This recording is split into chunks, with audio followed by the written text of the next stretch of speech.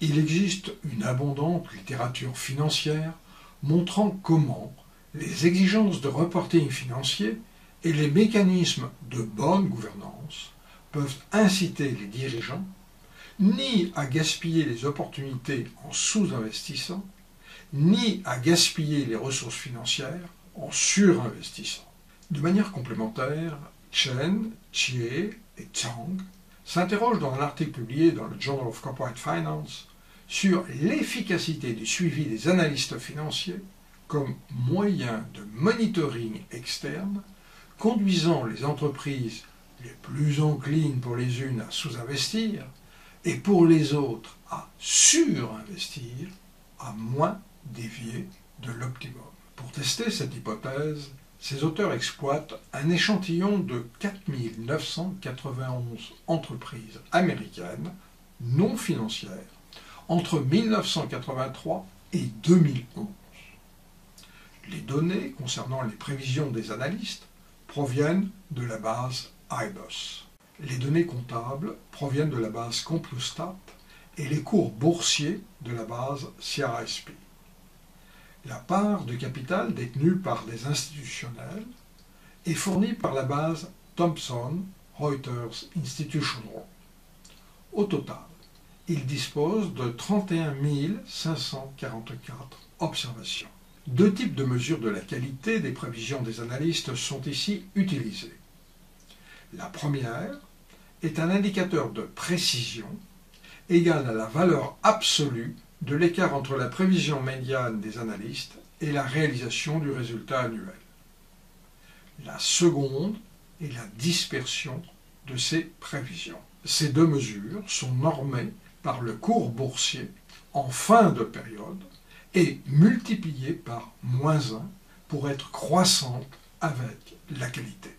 Les dépenses d'investissement sont ici la somme des achats d'immobilisation nette des ventes, des acquisitions externes et des dépenses en recherche et développement.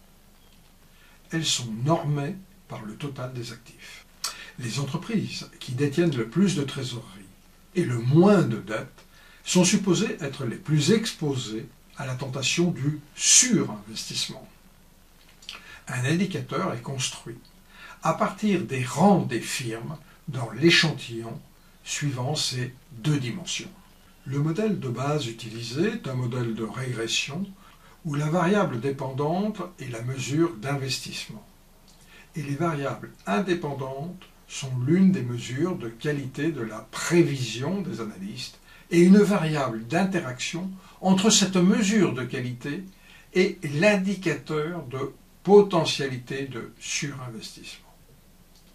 Des variables de gouvernance et leur interaction sont également introduites, de même qu'un vecteur de variables de contrôle grand X, taille, ratio book to market, levier, risque, des effets fixes par secteur sont également pris en compte. Des études complémentaires sont fournies en distinguant les firmes suivant l'asymétrie d'informations auxquelles sont exposés les actionnaires, la participation des institutionnels.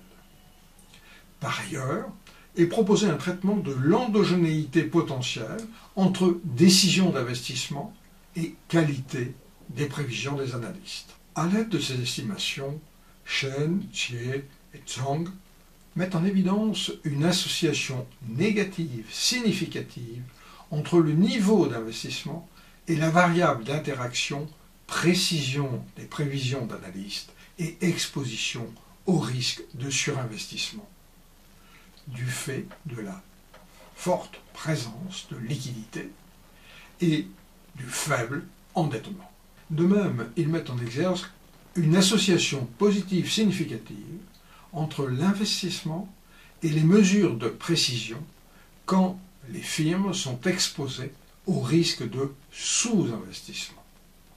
Les résultats sont robustes, y compris lorsque des contrôles supplémentaires sont introduits. Par ailleurs, ces effets correcteurs sont beaucoup plus marqués quand il s'agit de firmes les plus exposées à des situations de forte asymétrie d'information ou quand les investisseurs institutionnels sont peu présents, c'est-à-dire quand les problèmes d'agence sont potentiellement les plus élevés.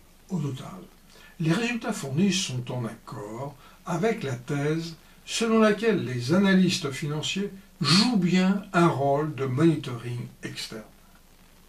Des prévisions de qualité contribueraient ainsi à améliorer l'efficacité des décisions d'investissement prises par les entreprises.